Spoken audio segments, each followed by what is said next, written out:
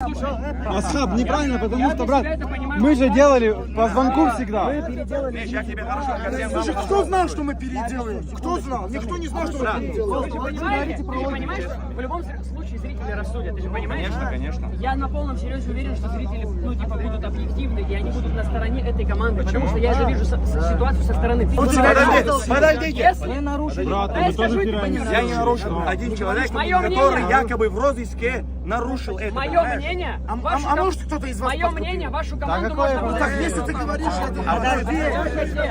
Мое мнение, вашу команду можно было уже исключить, когда он к вам подошел. Вот.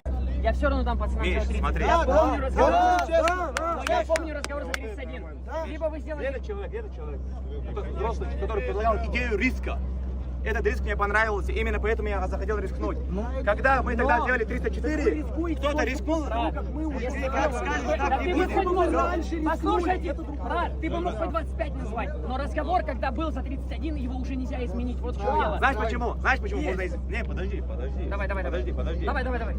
Нам подходишь ты и говоришь, Асхаб, 32. А когда я говорил 31, я не знал, что я повторно должен 32 сделать. Этого не было. Но, если я заранее знал бы, Асхаб, тебе повторно надо сделать 32. Сколько ты сделаешь? Я тогда сказал бы, блин, я устану, я человек. Тогда я бы сказал бы другое решение. Брат. Но так, подождите, пацаны.